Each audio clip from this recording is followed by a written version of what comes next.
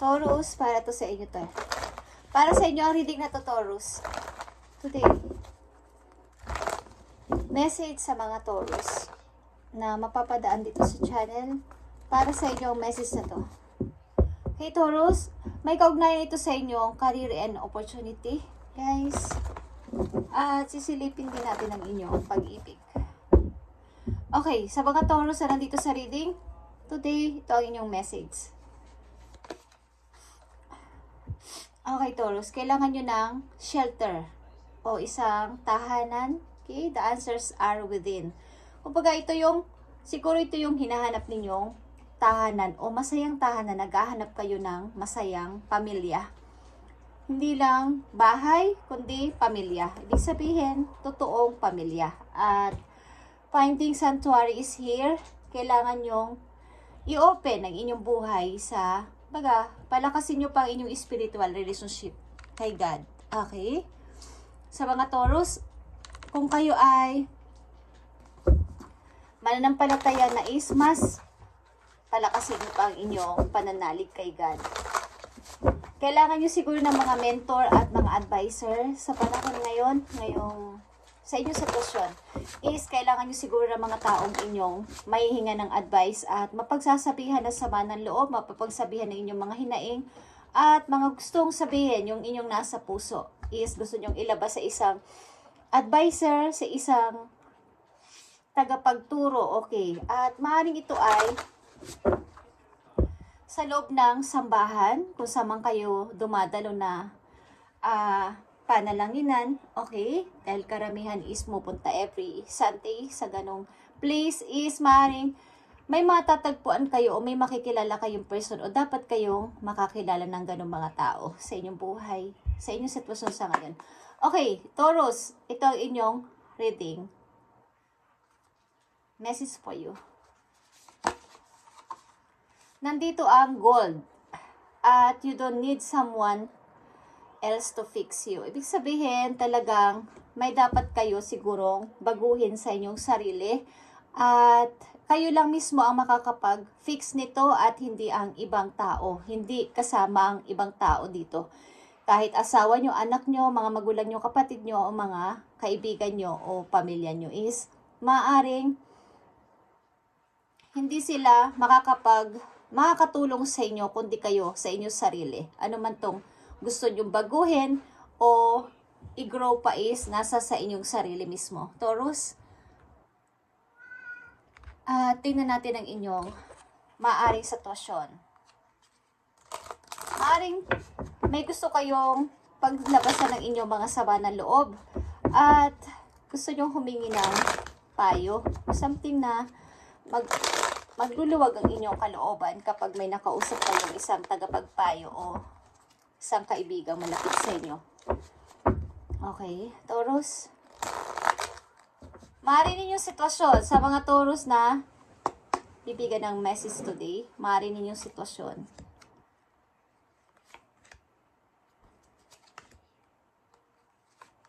Thank you. Meron kasi kayong pinagpipilian. Bagamat ito ay maybe ito ay parehong mahalaga sa inyo ang isang bagay na to o ang trabaho na to o ang tao na to is tinitimbang nyo sino kaya sa kanila o ano kaya dito. Okay? Taurus, kayo ay naguguluhan. Kung ako ba ay mag-i-start ng trabaho, dito na lang ako sa bahay o ito pa rin yung sitwasyon ko. Hindi ko na bababaguhin to. Okay? Meron kayong mga pagmumuni-muni. First message for you is 8 of Cups is here. Ito ay Scorpio energy. May isang taong mahalaga sa buhay mo ang umalis. At hindi mo man ito napigilan, but walang magagawa eh. Gusto na niyang umalis. Gusto niya akong iwan. Gusto niyang umalis. So kahit malungkot, eto ko. Tinitingnan ko na lang yung mga memories namin, inaalala ko yung magandang pinagsamahan namin. Bagamat masakit, mahirap is, kailangan ko tong kayanin. Okay? Someone is leaving. And, nandito ang Ace of Wands. Okay. mga bagong nagugustuhang gawin but hindi matuloy-tuloy, Taurus. 7 of Pentacles is here, okay? Ang ilan sa inyo is may mga ipon naman, but hindi nyo naman ito magastos o hindi nyo naman magawang gastusin sa anumang bagay. Kumbaga, kailangan may ipon ako eh. Kailangan mayroon akong naiitago o naiitabi. At andito ang the Star.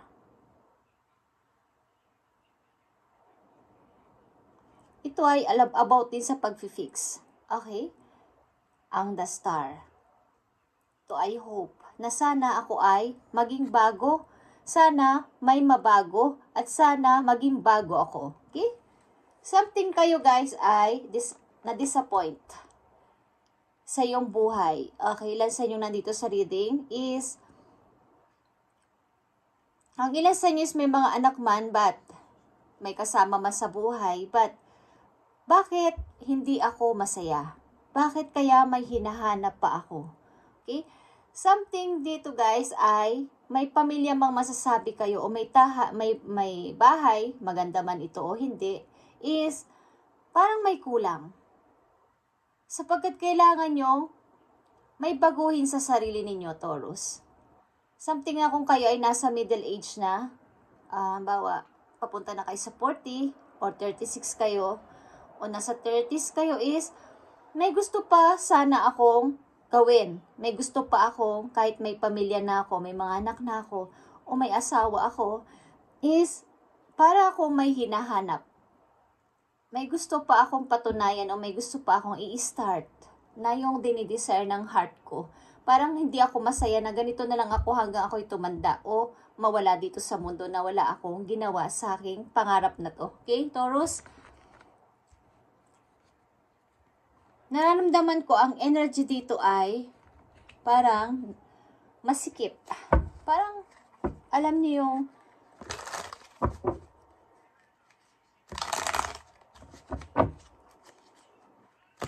may gusto ditong lumaya. Okay. Someone is leaving, guys. Taong mahal nyo to. Kaya lang, kailangan palayain. At, ito ay sikretong pag-alis. Okay. May gusto kayong i-fix something at hindi dito kailangan ng ibang tao para i-fix nyo ang inyong sarili. Kailangan kayo mismo ang magbago nito at huwag kayo matakot mag-choose. Kung ano yung makapagpapasaya sa inyo, Taurus, is piliin ninyo, okay? Something dito is, maaring, may gusto pa rin kayong tuparin na pangarap na naudlot. May hinahanap pa yung tao, ang inyong puso. Maaring kayo ay dealing sa inyong twin flame. At kahit na mayroon na kayo kasama sa buhay ay may hinahanap ang puso ninyo na iba. Okay? Message sa mga Taurus na nandito sa reading. Kayo ay mahal nyo rin ang bahay, ang home. Maasikaso kayo sa bahay, maalaga kayo kung kayo ay mother or babae, is maasikaso kayo sa inyong bahay, malinis, but andun yung pagkagulo ng inyong isip. Kailangan nyo makipag-usap sa isang advisor or sa mga taong malapit sa charts, okay? At para lumago pa ang inyong pananampalataya. At doon nyo matatagpuan ang kasagutan sa inyong mga tanong. Tingnan natin ang inyong message pa. Taurus, kailangan nyong piliing mag-choose na. Tanggalin nyo na yung piring sa mata nyo para makita nyo ang truth, ang katotohanan na kailangan ko nang gumalaw o mag-choose. Sapagkat dito na lang ba ako? Okay? Sa 9 of Swords. Para akong paralyzed. Okay? Hindi ako makagalaw sa sarili ko. Sarili kong decision, choices ko is hindi ko magawa. Pati mga dumarating na chances ay napapalagpas nyo sapagkat hindi agad kayo nakakakilos eh. Okay? Hindi agad kayo nakakapag-choose. At alam nyo ba is, andito ang 2 of Cups at King of Cups. Kayo ba ay dealing sa Scorpio, Taurus, at ang tao na to ay gusto nyo makita? Both of you maybe. Maaring mayroon kayong mahal na tao dyan sa puso ninyo, guys. Okay. Message for you, okay? The devil is here. Hindi na kayo nagkakasundo sa tahanan ng iyong asawa. Maybe okay nakasama. At puro na lang to away. But may sing-sing dito, okay? But nakatali kasi kayo sa marriage. So, anong gagawin ko dito? Okay? So, andito yung Blue Jay, okay? BJ. Ang the High Priestess o Intuition. At the Queen of Cups. Meron ditong King and Queen of Cups.